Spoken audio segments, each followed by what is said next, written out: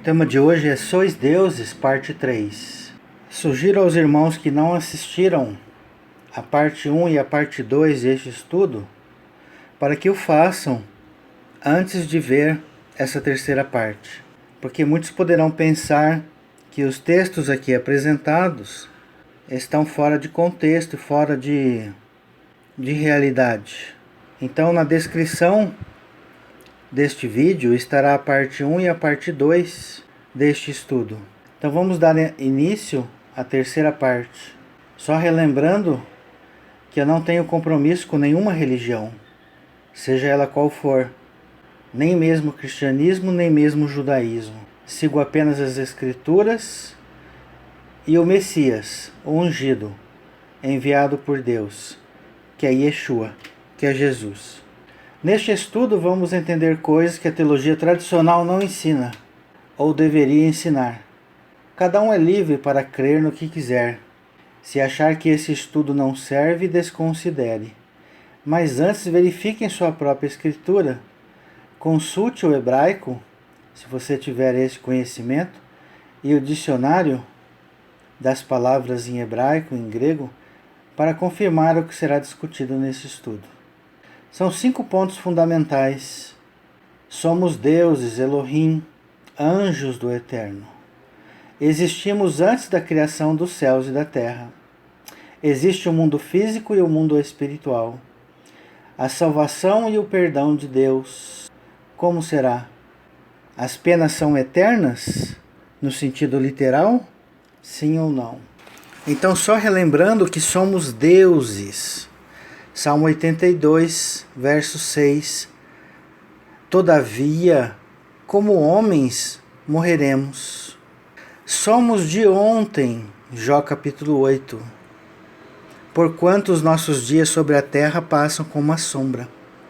Deus conversa com Jó sobre a criação e pergunta se ele sabe dessas coisas. E no verso 21 de Jó 38, Deus diz a Jó: certamente tu o sabes, Jó, pois tu já existia neste tempo, porque os seus dias são muito grandes. Então, o que eu quero dizer com isso?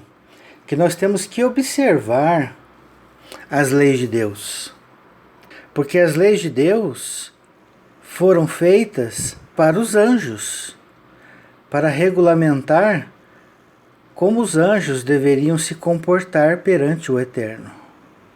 E a gente, se observar a natureza, a gente vai perceber também a assinatura de Deus. E nós observamos na natureza que ela é formada por vários ciclos de vida. Se a gente observar a natureza, a gente vai observar ciclos pequenos. O que são ciclos pequenos? Aqueles que a gente consegue observar enquanto nós estamos nesta vida, encarnados. Por exemplo, verão, outono, inverno, primavera, verão. Ciclo. Janeiro, fevereiro, março, abril, maio, junho, julho, agosto, setembro, outubro, novembro, dezembro, janeiro. Outro ciclo. Dia, noite. Dia, noite. Ciclo. A água sai da nascente, desce até o rio desce até o mar. E do mar, volta para a nascente. Porque senão a nascente acabaria a água de lá. Ciclo. Ciclo da chuva. Chove, molha a terra, molha as pedras, o sol sai, evapora as águas para a nuvem, chove. Ciclo. Então, se os irmãos perceberem, a nossa vida é formada de inúmeros ciclos. Além da vida na Terra, os cientistas descobriram que existem mais ciclos. A Terra gira em torno de si mesma, ciclo. A Lua gira em torno da Terra, ciclo. A Terra gira em torno do Sol, ciclo. E aí a ciência descobriu mais. O Sol da Terra gira em torno da galáxia. E a galáxia gira em torno de outras galáxias. Ciclos. Ora, se há ciclos físicos, também há ciclos espirituais. Esses ciclos espirituais são de 7 em 7 anos. A cada 7 anos, um descanso. Eclesiastes capítulo 1, a partir do verso 2. Vaidade de vaidade, diz o pregador, vaidade de vaidades, tudo é vaidade. Que proveito tem o homem de todo o seu trabalho, com que se afadiga debaixo do sol? Geração vai, geração vem, mas a terra permanece para sempre. Levanta-se o sol e põe-se o sol, e volta ao seu lugar, onde nasce de novo. O vento vai para o sul e faz o seu giro para o norte. Volve-se e revolve-se na sua carreira, e retorna aos seus circuitos. Todos os rios correm para o mar, e o mar não se enche. Ao lugar para onde correm os rios, para lá tornam eles a correr. Todas as coisas são canseiras tais, que ninguém as pode exprimir. Aos olhos não se fartam de ver, nem se enchem os ouvidos de ouvir. O que foi, o que há de ser, e o que se fez, isso se tornará a fazer, pois nada há novo debaixo do sol. Há alguma coisa que se possa dizer, vê, isto é novo? Não. Já foi nos séculos que foram antes de nós. Já não há lembrança das coisas que precederam, e das coisas posteriores também não haverá memória entre os que hão de vir depois delas. Observe que esse texto de Eclesiastes fala de ciclos. O sol se pondo e voltando ao seu lugar, o vento saindo daqui para ali e voltando, os rios correm para o mar e voltam para os rios. Tanto é que Salomão fala de uma canseira sem fim. E não há nada novo debaixo do sol. Mas o interessante é o verso 10. Há alguma coisa que se possa dizer, vê, isto é novo? Não, já foi nos séculos que foram antes de nós. Se você vê aí na figura em anexo, os tradutores traduziram por séculos, séculos passados e épocas anteriores. Mas qual será a palavra que está em hebraico? O texto em hebraico aparece em vermelho aí a palavra olamim. É o plural da palavra olam. E a palavra olam significa um longo período de tempo indeterminado e que pode ser eterno. Salmo 90, verso 2 diz que de eternidade a eternidade, de olam a de olam, tu és Deus. Então fica difícil para o homem carnal entender como pode haver mais de uma eternidade. Como pode ter um período após o outro tão grande. Mas olha só, aqui a palavra está dizendo que os ciclos é de eternidade a eternidade. Olamim. A Terra, ela não tem 7.000 anos. Muitas pessoas, muitos teólogos, muitos religiosos tentam incutir essa ideia de que a Terra tem 7.000 anos porque suas teologias cairiam por terra se admitissem que a Terra não tem 7.000 anos. Suas teologias cairiam por terra se encontrasse mundos habitados além do planeta Terra. Suas teologias cairiam por terra se descobrissem, como eu estou mostrando nesse estudo, Sois Deuses, parte 1, 2 e 3, que nós somos anjos, que nós somos antes da criação dos céus e da terra, que nós não nascemos no ventre da nossa mãe, que os demônios, os espíritos maus, são os anjos caídos, e eles são enviados ao Sheol, Lucas 8:31, são enviados ao abismo, região dos mortos. Então está na hora de a gente se acordar e perceber que tudo que Deus faz é grandioso. Deus não criou só esse planetinha chamado Terra. Por mais magnífico que ele possa parecer, ele não é o único. Deus não ficou a eternidade toda de braço cruzado, deitado num trono, numa cama, inerte, sem fazer nada, sem reinar. De eternidade a eternidade, Ele é Deus. Repito, Salmo 90, verso 2. Deus só pode ser Deus sobre os anjos. Salmo 82, 1. Assiste na Assembleia dos Deuses. Nós somos Elohim, com E minúsculo, deuses, porque somos filhos de Deus. Filho de peixe, peixinho é. Filho de espírito, espírito é. Então, como nós sabemos que há ciclos, nós vamos falar hoje de 2 ciclos de leis espirituais. Primeiro, vamos ler Romanos 7,14.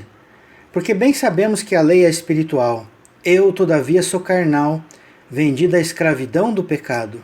Segundo o apóstolo Paulo, as leis são espirituais, porque nós somos espirituais. Como eu disse, nós somos espíritos, somos anjos, anjos ministradores. Hebreus capítulo 1. Então a lei foi feita para os anjos, para haver ordem no universo, para haver disciplina no universo. Senão o universo seria uma bagunça. Então as leis de Deus são espirituais. Evidente que a lei tem o seu caráter literal, mas o caráter literal é sombra da realidade. A realidade são as leis espirituais. Um exemplo disso é o próprio sábado, que muitos segmentos de judeus e de cristãos guardam o sábado semanal literal. Mas o sábado aponta para o descanso no 7º dia, que na realidade não é um dia, são 1000 anos. Vamos ler Levítico 25, a partir do verso 1. Disse o Senhor a Moisés no Monte Sinai: Fala aos filhos de Israel e dize-lhes: Quando entrardes na terra que vos dou, então a terra guardará um sábado ao Senhor. 6 anos semearás o teu campo, e 6 anos podarás a tua vinha, e colherás os seus frutos. Porém no 7º ano haverá sábado de descanso solene para a terra, um sábado ao Senhor. Não semearás no teu campo, nem podarás a tua vinha. O que nascer de si mesmo na tua seara, não cegarás, e as uvas da tua vinha não podada não colherás. Ano de descanso solene será para a terra. Então nós vemos que Deus deu ao homem 6 anos para cultivar e colher dos frutos da terra. E no 7º ano, nada poderia ser colhido.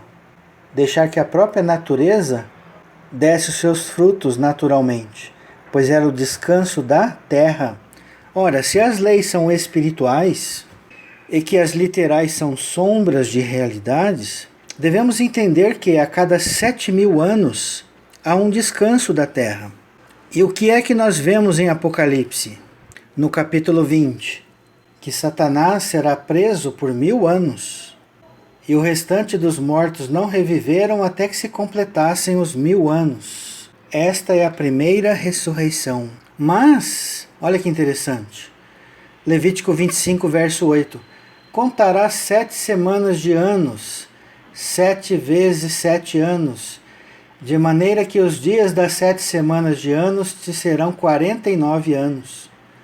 Então, no mês 7º, ao 10 do mês, fará passar a trombeta vibrante no dia da expiação. Fareis passar a trombeta por toda a vossa terra. Santificareis o ano 50º, e proclamareis liberdade na terra a todos os moradores. Ano de jubileu vos será, e tornareis cada um a sua possessão, e cada um a sua família. O ano 50º vos será jubileu. Não semeareis nem cegareis o que nela nascer de si mesmo, nem nele colhereis as uvas das vinhas não podadas, porque é jubileu santo será para vós outros. O produto do campo comereis. Neste ano de jubileu tornareis cada um a sua possessão. Então a gente vê aqui 7 ciclos de 7 anos, totalizando 49 anos, e no ano 50º o jubileu. Será que estamos nos aproximando do jubileu? Muito provavelmente. Então isso prova que a Terra não tem 7.000 anos. A Escritura não diz que depois de 1.000 anos Satanás será solto? Então nós entraremos, muito provavelmente, nesse ano de jubileu, aonde definitivamente vão ser separados o trigo e o joio do planeta Terra. E o joio será levado embora pelo vento, será levado pelo Espírito para a prisão, para outros lugares, para que a terra possa ser a morada daqueles que servem a Deus, daqueles que entendem os propósitos do Eterno, daqueles que querem construir o mundo novo sobre a terra, novo céu, nova terra. Mas tem mais, além do ciclo da terra, nós temos um detalhe interessante em Números capítulo 12, a partir do verso 1. Falaram Miriam e Arão contra Moisés por causa da mulher cuxita que tomara, pois tinha tomado a mulher cuxita, e disseram: porventura tem falado o Senhor somente por Moisés? Não tem falado também por nós? O Senhor o ouviu. Era o varão Moisés muito manso, mais do que todos os homens que havia sobre a terra. Logo o Senhor disse a Moisés e a Arão e a Miriam: vós três saia à tenda da congregação. E saíram eles três. Então o Senhor desceu na coluna de nuvem e se pôs à porta da tenda. Depois chamou a Arão e a Miriam, e eles se apresentaram. Então disse: ouvi agora as minhas palavras. Se entre vós há profeta, eu, o Senhor, em visão, a ele me faço conhecer, ou falam com ele em sonhos. Não é assim como meu servo Moisés, que é fiel em toda a minha casa? Boca a boca falo com ele, claramente, não por enigmas, pois ele vê a forma do Senhor. Como, pois, não temeste falar contra o meu servo, contra Moisés? E a ira do Senhor contra ele se acendeu e retirou-se. Verso 10. A nuvem afastou-se de sobre a tenda, e eis que Miriam achou-se leprosa, branca como neve. E olhou Arão para Miriam, e eis que estava leprosa. Então disse Arão a Moisés: ai, meu senhor meu, não ponhas, te rogo, sobre nós este pecado, pois loucamente procedemos e pecamos. Ora, não seja ela como um aborto, que saindo do ventre da sua mãe, tem a metade de sua carne já consumida. Moisés clamou ao Senhor, dizendo: ó Deus, rogo-te que a cures. Mas olha o detalhe interessante, verso 14. Respondeu o Senhor a Moisés: se seu pai lhe cuspira no rosto, não seria envergonhada por 7 dias? Que interessante!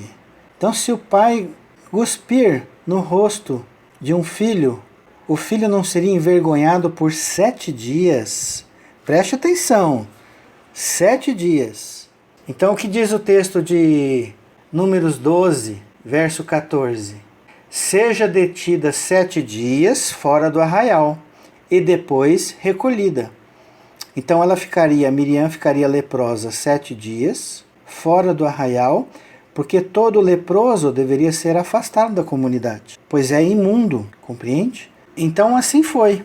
Miriam foi detida fora do arraial por 7 dias, e o povo não partiu enquanto Miriam não foi recolhida. Levítico capítulo 13, a partir do verso 1, vai falar sobre a praga da lepra. Disse o Senhor a Moisés e a Arão: o homem que tiver na sua pele inchação ou pústula ou mancha lustrosa, e isto nela se tornar como praga de lepra, presta atenção, praga de lepra, será levada a Arão, o sacerdote, ou a um de seus filhos sacerdotes. O sacerdote lhe examinará a praga na pele. Se o pelo na praga se tornou branco, e a praga parecer mais profunda do que a pele da sua carne, é praga de lepra. O sacerdote o examinará e o declarará imundo. Se a mancha lustrosa na pele for branca e não parecer mais profunda do que a pele, e o pelo não se tornou branco, então o sacerdote encerrará por 7 dias o que tem a praga. Ao 7º dia o sacerdote o examinará. Se na sua opinião a praga tiver parado e não se estendeu na sua pele, então o sacerdote o encerrará por outros 7 dias. O sacerdote ao 7º dia o examinará outra vez. Se a lepra se tornou baça e na pele se não estendeu, então o sacerdote o declarará limpo. É pústula, o homem lavará suas vestes e será limpo. Então a lei da lepra, a pessoa fica afastada do arraial por 7 dias. É declarada imunda. E no 7º dia o sacerdote vai verificá-la, se ela for curada ou não. Se ela não for curada, ela ficará mais 7 dias fora do arraial. Se ela for curada, ela volta para o arraial. Então as leis são espirituais. O que isso quer dizer? Que a lei da lepra é espiritual. A lei da lepra mostra o ciclo de pessoas que estão doentes espiritualmente, de pessoas que são encaminhadas à prisão. Qual foi o pecado de Miriam? Não foi o pecado da língua contra Moisés? E ela não foi contaminada pela lepra por 7 dias? E Deus não disse a Moisés que se o pai cuspir no rosto, não ficará envergonhado por 7 dias? Compreende, irmãos? O pecado de Miriam é diferente do que Jesus disse em Mateus capítulo 5, do verso 21 a 26? Vou relembrar. Ouviste o que foi dito, não matarás, e quem matar estará sujeito a julgamento. Eu, porém, vos digo que todo aquele que sem motivo se irar contra o seu irmão, estará sujeito a julgamento. E quem proferir um insulto a seu irmão, estará sujeito a julgamento do tribunal. E quem lhe chamará tolo, estará sujeito ao inferno de fogo. Não fala que o inferno de fogo é eterno? Olã? Mas a gente não viu que tem mais de um Olã? De eternidade a eternidade, tu és Deus. Quanto tempo a pessoa ficará no inferno eterno? Quanto tempo ela ficará na prisão? Vamos ver o que Jesus disse aqui, ó, Mateus 5, de 21 a 26. E quem lhe chamar tolo estará sujeito ao inferno de fogo. Se, pois, ao trazer a tua oferta no altar, ali te lembrares de que teu irmão tem alguma coisa contra ti, deixa perante ele o altar a tua oferta, vai primeiro reconciliar-te com teu irmão, e então voltando faze a tua oferta. Entra em acordo sem demora com o teu adversário, enquanto estás com ele a caminho, para que o adversário não te entregue ao juiz, o juiz ao oficial de justiça, e seja recolhidos à prisão. O inferno de fogo é o quê? Prisão. Verso 26. Em verdade te digo que não sairás dali, enquanto não pagares o último centavo.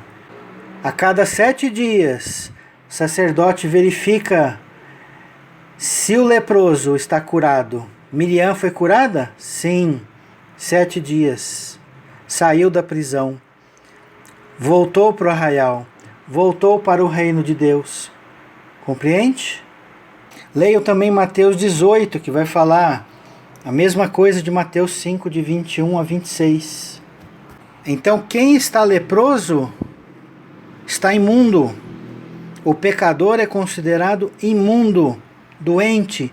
E a gente vai ver nesse estudo como isso tem tudo a ver. E somente Jesus, Yeshua, pode tirar esta pessoa, este anjo, da doença da lepra. Só Jesus, só Yeshua, pode fazê-lo voltar ao arraial, porque Jesus é o sumo sacerdote. E a cada 7 dias, ele vai ver quais os leprosos foram curados. Uma coisa que eu pediria para os irmãos prestarem atenção, não que tenha a ver diretamente com os 4 cavalos de Apocalipse, mas a gente vai encontrar aqui nesse texto de Levítico capítulo 13, as 4 cores dos cavalos. Olha que interessante. Verso 21 fala do pelo branco. Se nela não houver pelo branco e não estiver ela mais funda do que a pele, porém baça, então o sacerdote o encerrará por 7 dias. Verso 30. O sacerdote examinará a praga, se ela parecer mais funda do que a pele, e pelo amarelo fino nela houver, o sacerdote o declarará imundo. É lepra da cabeça ou da barba. Olha aí, a branco, o amarelo, agora o preto. Mas se o sacerdote houver examinado a praga que tinha de achar, verso 31, achar que ela não parece mais funda do que a pele, e se nela não houver pelo preto, então o sacerdote encerrará o que tem a praga da tinha por 7 dias. Ao 7º dia o sacerdote examinará a praga. Se a tinha não se tiver espalhado e nela não houver pelo amarelo, e a tinha não parecer mais funda do que a pele, então o homem será rapado, mas não se rapará a tinha. O sacerdote por mais 7 dias encerrará o que tem a tinha. Verso 42. Porém, se na calva ou na anticalva houver praga branca, que tira a vermelho, é lepra, brotando na calva ou na anticalva. Verso 49. Se a praga for esverdinhada, olha aí, até o esverdinhada, que muita gente traduz o amarelo para esverdinhado lá em Apocalipse, o que está correto, até aqui tem a cor esverdinhada. Se a praga for esverdinhada ou avermelhada, na veste ou na pele, ou na ordidura ou na trama, em qualquer coisa feita de pele, é a praga de lepra, e mostrar-se-á ao sacerdote. O sacerdote examinará a praga e encerrará por 7 dias aquilo que tem a praga. Então eu repito, não que isso aqui seja uma ligação com os 4 cavalos de Apocalipse, mas aqui nós encontramos as 4 cores, semelhantemente aos cavalos. E a gente vê que os adoradores da besta tinham úlceras malignas, tinham chagas, exatamente da lepra. E qual que era o ritual da cura do leproso? Verso 7 de Levítico 14. E sobre aquele que há de purificar-se da lepra, aspergirá 7 vezes, então o declarará limpo, e soltará a ave viva para o campo aberto. Então tinha que aspergir 7 vezes sobre o doente. Como eu disse, o pecado de lepra está ligado a imundo, a impuro, está ligado ao pecado. Então eu vou mostrar daqui para frente textos que vai comprovar esta minha tese. Isaías 53, verso 3. Era desprezado e o mais rejeitado entre os homens de dores, e que sabe o que é padecer, e como um de quem os homens esconde o rosto, era desprezado, e dele não fizemos caso. Certamente ele tomou sobre si as nossas enfermidades, é doenças, e as nossas dores levou sobre si, e nós o reputávamos por aflito, ferido de Deus e oprimido. Mas ele foi traspassado pelas nossas transgressões, e moído pelas nossas iniquidades. O castigo que nos traz a paz estava sobre ele, e pelas suas pisaduras fomos sarados, curados. Observe a figura que eu vou mostrar agora, em detalhes, Isaías 53, 4, onde em vermelho aparece a palavra ferido. Então em vermelho está nagua, chaga de lepra, ferido, praga, açoites. Nagua, Isaías 53, 4. Vamos pegar na próxima figura, Levítico 14, 3. Este sairá fora do arraial e examinará se a praga da lepra do leproso está curada.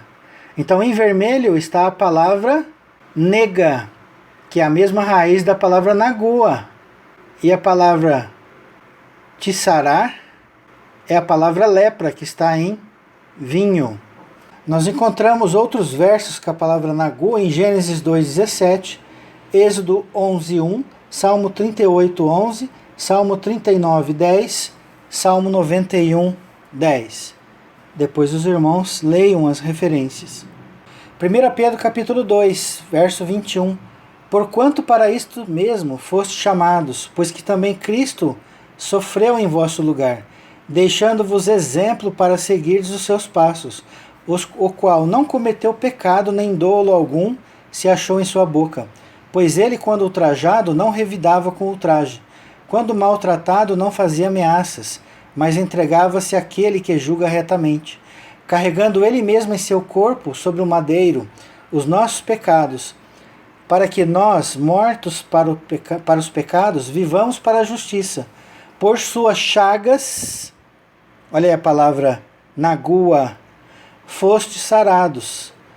porque estáveis desgarrados como ovelhas. Agora, porém, vos convertestes ao pastor e bispo da vossa alma. Jesus na cruz se passou por leproso, imundo, e por leproso estava fora do arraial. Agora que você tem em mente que a lepra, a doença da lepra, está ligado com o pecado, está ligado com o imundo, está ligado com fora do arraial, fora do reino, você consegue entender todas as passagens que contêm a palavra lepra. Êxodo capítulo 4, o sinal que Deus fez a Moisés. Verso 2, perguntou-lhe o Senhor, que é isso que tens na mão? Respondeu-lhe, um bordão. Então lhe disse, lança-o na terra. Ele o lançou na terra, e o bordão virou uma serpente, e Moisés fugia dela. Disse o Senhor a Moisés, estende a mão e pega pela cauda. Estendeu ele a mão, pegou-a pela cauda, e ela se tornou em bordão. Para que creiam que te apareceu o Senhor, Deus de seus pais, o Deus de Abraão, o Deus de Isaque e o Deus de Jacó. Disse-lhe mais o Senhor, mete agora a mão no peito. Ele o fez, e tirando-a, eis que a mão estava leprosa, branca como a neve. Disse ainda o Senhor, torna a meter a mão no peito. Ele a meteu no peito e novamente, e quando a tirou, eis que se havia tornado como o restante de sua carne. Se eles te não creram nem atenderem à evidência do primeiro sinal, talvez crerão na evidência do segundo. O primeiro sinal foi da serpente, do bordão e serpente. E o segundo sinal, o sinal da lepra. Verso 9. Se nem ainda crerem mediante esses dois sinais, nem te ouvirem a voz, tomarás das águas do rio e as derramarás na terra seca. E as águas que do rio tomares, tornar-se-ão em sangue sobre a terra. Por que Deus fez o sinal da serpente? Por que Deus fez o sinal da lepra? Não poderia ser qualquer outra doença? Por que justamente a lepra? Não é coincidência, meus irmãos.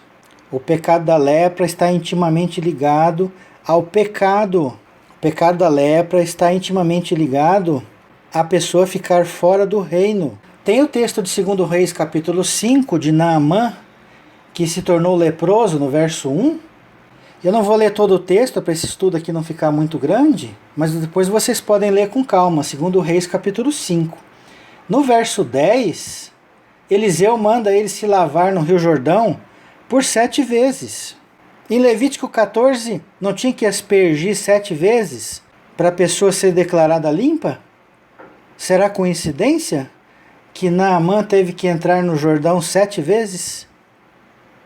É claro, também foi um tratamento do orgulho de Naamã.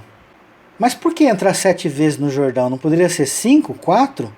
Por que 7? Porque está de acordo com a lei. As leis de Deus são literais, sombra, mas também são espirituais. Números capítulo 5, verso 2. Ordena aos filhos de Israel que lance para fora do arraial todo leproso, todo que padece fluxo e todo imundo, por ter tocado em algum morto. Tanto homem como mulher os lançareis para fora do arraial. Os lançareis, para que não contaminem o arraial, no meio do qual eu habito. Percebe como arraial está ligado com o reino de Deus? O arraial literal era sombra. O reino de Deus é a realidade. O pecado da lepra, sombra. Pecado imundo espiritualmente é a realidade. Olha só, é da água purificadora que nós vemos também em Ezequiel, lá no templo, né? Que será reconstruído, não o templo de 4 paredes, mas o templo do corpo do homem. A glória da última casa será maior do que a primeira. Então essa água purificadora que está na Torá, aqui no livro de Números, capítulo 19, olha que interessante o verso 12. Ao terceiro dia e ao 7º dia se purificará com esta água e será limpo. Mas se ao terceiro dia e ao 7º não se purificar, não será limpo. Todo aquele que tocar em algum morto, cadáver de algum homem, e não se purificar, contamina o tabernáculo do Senhor. Essa pessoa será eliminada de Israel. Olha aí, fora do arraial. porque a água purificadora não foi aspergida sobre ele, e imundo será. Está nele ainda a sua imundícia. Esta é a lei quando morrer algum homem em alguma tenda. Todo aquele que entrar nesta tenda e todo aquele que nela estiver serão imundos por 7 dias. Números capítulo 19. E se você lembrar dessas águas purificadoras que saem do templo, eram 4.000 côvados. 1.000 côvados batia nos tornozelos, mais 1.000 no joelho, mais 1.000 pelo lombo, e mais 1.000 não dava mais pé, né? Então o que é 4.000 côvados? 4.000 anos. Do período de Adão até o 4º dia profético, que é quando Yeshua se encarna para ser luz para as nações. Então do seu interior fluirão rios de água viva, essas águas purificadoras. Ezequiel 47. E tem muita coisa interessante aqui em Ezequiel 47. Vamos agora para Mateus capítulo 8, a partir do verso 1. Ora, descendo ele do monte, grandes multidões o seguiram. E eis que um leproso, tendo aproximado, adorou-o, dizendo: Senhor, se quiseres, pode purificar-me. E Jesus, estendendo a mão, tocou-lhe, dizendo: Quero, fica limpo. E imediatamente ele ficou limpo da sua lepra. Disse-lhe então Jesus: Olha, não o digas a ninguém, mas vai mostrar-te ao sacerdote e fazer a oferta que Moisés ordenou, para servir de testemunho ao povo.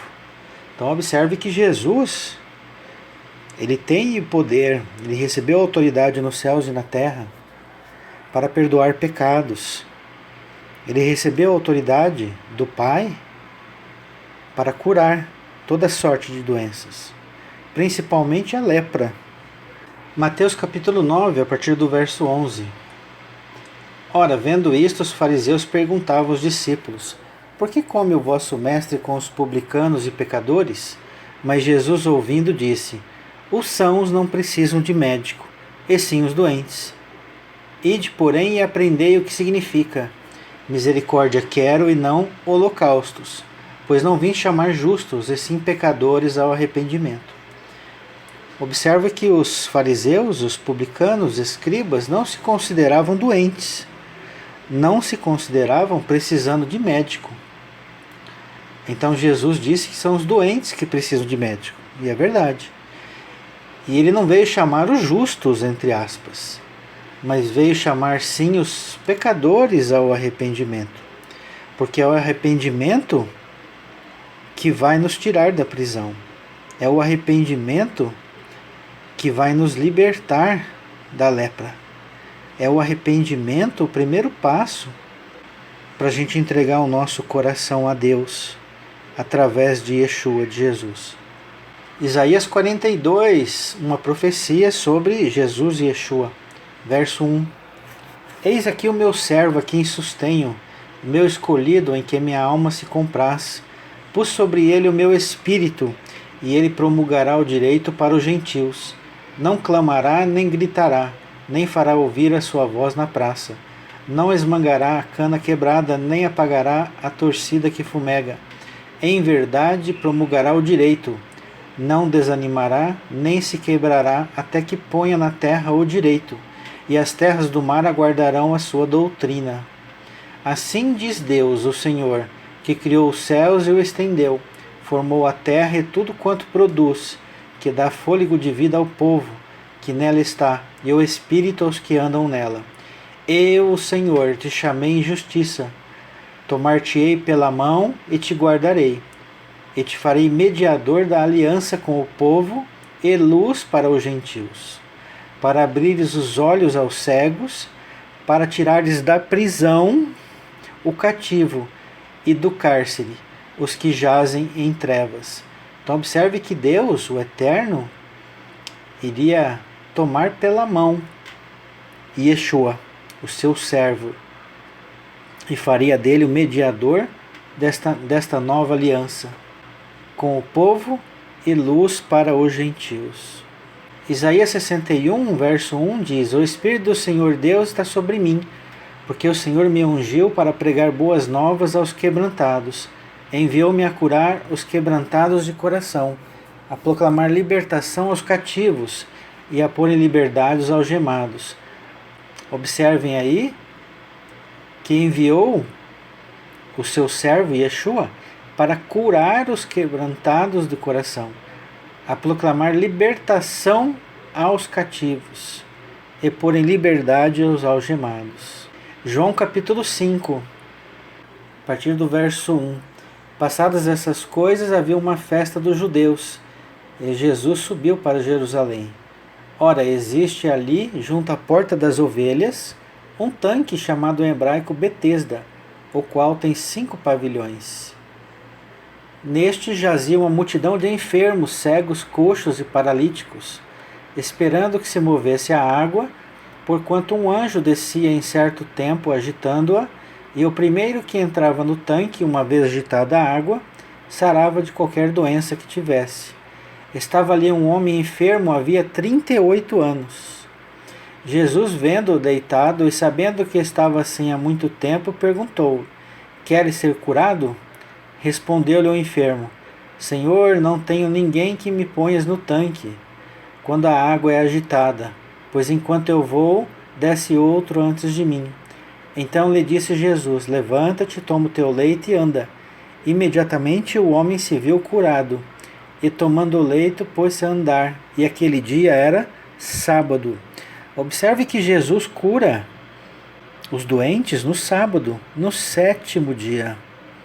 No dia que o sacerdote procura o leproso. Então isso não é por acaso. Jesus é o Senhor do sábado. Jesus é aquele que pode tirar da prisão, que pode curar da lepra, que pode fazer a pessoa voltar ao reino de Deus, voltar ao arraial, ter a vida eterna. Então, observe que as curas de Jesus aos sábados não são coincidência, não são para afrontar judeus, não são para afrontar dogmas, mas para ensinar realidades espirituais. João capítulo 7, a partir do verso 15. Então os judeus se maravilhavam e diziam: Como sabes essas letras sem ter estudado? Respondeu-lhe Jesus: O meu ensino não é meu, e sim daquele que me enviou. Se alguém quiser fazer a vontade dele, conhecerá a respeito da doutrina, se ela é de Deus ou se eu falo de mim mesmo. Quem fala por si mesmo está procurando a sua própria glória.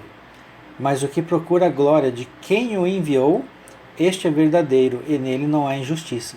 Jesus procurava a glória do Eterno, do Pai, do Deus verdadeiro, e não a dele.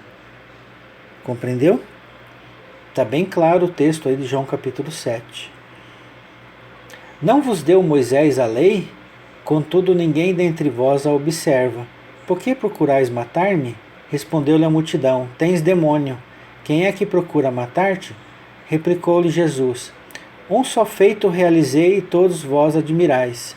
Pelo motivo de que Moisés vos deu a circuncisão, se bem que ela não vem dele, mas dos patriarcas, no sábado circuncidais um homem.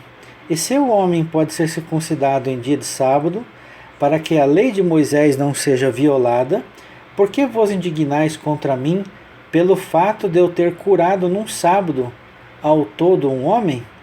Não julguei segundo a aparência, e sim pela reta justiça. Então por que Jesus curava nos sábados? Lembra da Miriam? Que seu pai lhe cuspir no rosto? O pai está falando de Deus, né? Evidentemente. O pai disse isso a Moisés, mas servia para Miriam. Se o pai lhe cuspisse no rosto, não ficaria envergonhado 7 dias? Então é no 7º dia que terminaria a vergonha do filho. É no sábado que Yeshua curava. Lucas capítulo 13, a partir do verso 14. O chefe da sinagoga, indignado de ver que Jesus curava no sábado, disse à multidão: 6 dias há em que se deve trabalhar. Vinde, pois, nesses dias para ser curados, e não no sábado. Disse, porém, o Senhor: hipócritas, cada um de vós não desprende da manjedoura no sábado o seu boi ou o seu jumento para levá-lo a beber? Por que motivo não se deve livrar deste cativeiro em dia de sábado esta filha de Abraão, a quem Satanás trazia presa há 18 anos? Mateus capítulo 13, a partir do verso 13. Por isso lhes falo por parábolas, porque vendo não veem e ouvindo não ouvem nem entendem, de sorte que nele se cumpre a profecia de Isaías. Ouvireis com os ouvidos e de nenhum modo entendereis. Vereis com os olhos e de nenhum modo percebereis. Porque o coração deste povo está endurecido. De mau grado ouviram com os ouvidos e fecharam os olhos, para não suceder que vejam com os olhos, ouçam com os ouvidos, entendam com o coração, se convertam e sejam por mim curados. Esta é a função de Yeshua, de Jesus, trazer a cura de toda sorte de doenças, principalmente da lepra, da impureza, do pecado. Mateus capítulo 11, a partir do verso 2. Quando João ouviu no cárcere a falar das obras de Cristo, mandou por seus discípulos perguntar-lhe: És tu aquele que estava para vir, ou havemos de esperar outro? E Jesus respondendo disse-lhe: Ide anunciai a João o que estáis ouvindo e vendo. Os cegos veem, os coxos andam, os leprosos são purificados, os surdos ouvem, os mortos são ressuscitados, e aos pobres está sendo pregado o Evangelho. O Evangelho é para pregar só a gente pobre financeiramente? Não. É pobre aqui no sentido de humilde, para as pessoas humildes de coração. Porque as pessoas humildes é que têm condições de entender o Evangelho. As pessoas orgulhosas, soberbas, não têm como entender o Evangelho. Então observa aí no verso 5 que Jesus faz os cegos enxergarem, os coxos andarem e os leprosos sendo purificados das suas impurezas. E por fim, Mateus capítulo 10, verso 5. A estes 12 enviou Jesus, dando-lhes as seguintes instruções: Não tomeis rumo aos gentios, nem entreis em cidade de samaritanos, mas de preferência procurai as ovelhas perdidas da casa de Israel. E à medida que seguirdes, pregai que está próximo o reino dos céus. Curai enfermos, ressuscitai mortos, purificai leprosos, expeli demônios, de graça recebeste e de graça dai. Então essa lei da lepra, ela é interessante porque a cada 7 dias o doente comparece perante o sacerdote para testar ou não a sua cura. Caso a cura seja confirmada, faz a cerimônia de purificação e a pessoa volta ao arraial. Então, como foi dito, o arraial simboliza o reino de Deus, e esses 7 dias, simbolicamente, são 7.000 anos. E como foi falado, a cada 7 anos há o descanso da terra, né? E nós estamos nos aproximando, muito provavelmente, do último descanso da terra. Porque se Apocalipse for cumprido e os ímpios foram eliminados da terra, tirados daqui, né, será implantado o reino de Deus. A lei da lepra. Quem está leproso, doente, está fora do arraial, está fora do reino. No 7º dia, o sacerdote comparece perante o doente e constata se ele está ou não curado. Se ele não está curado, volta daqui 7 dias. E quem foi curado? O sacerdote faz o sacrifício, faz a oferta e diz para o doente voltar ao arraial. Quem está doente permanece em ciclos de 7 em 7 dias espirituais, ou de 7 em 7.000 anos para o homem. Quem está em Cristo interrompe-se o ciclo, porque tem a vida eterna. Ele entra no dia 8º ele sai fora dos ciclos da natureza. Então, a cada 7 dias proféticos, a Terra passa por uma purificação. E a gente vê que quem crê em Yeshua, em Jesus, é limpo da lepra. E, consequentemente, volta para o arraial. Quem crê em mim, tem a vida eterna. Não terá, ele tem. Ele sai do ciclo da lepra. Ele é curado da lepra. É o que eu costumo dizer. Um juiz só pode julgar um condenado de acordo com a lei. O juiz não pode agir fora da lei. Então é por isso que a prostituta deve ser apedrejada. Essa é a pena. A prostituta de Apocalipse 17 vai receber chuva de pedra. Se é literal ou espiritual, a gente vai ver no futuro. Mas está prescrito na lei. Então, a gente deve observar e meditar sobre o livro da lei, que lá se contém princípios espirituais. Paulo escreveu que as leis são espirituais, porque nós somos espirituais. Então, se o descanso da terra é de 7 em 7 anos, e isso vale para a terra literal, também não valeria para a terra espiritual? Por que a Escritura é definida em 7 dias da criação? E também Apocalipse em uma semana profética de 7 anos? Seriam 7 anos literais? Seriam 7 dias literais? Ou seriam 7.000 anos literais? A gente vai ver. Então, como a lei prescreve de 7 em 7 anos o descanso da terra, também nós encontramos a lei da lepra de 7 em 7 dias. Ciclos de ciclos de ciclos. E a gente vai jogar isso fora? Claro que não. Eu, pelo menos, não jogo. Eu penso que há um fundo de verdade nos ciclos da natureza, sejam eles físicos, sejam eles espirituais. Contudo, se estivermos em Cristo, não estamos mais debaixo da lei. Se estivermos em Cristo, não estamos mais sujeitos aos ciclos. Bom, espero que os irmãos tenham apreciado mais este estudo. Um abraço a todos e shalom, shalom.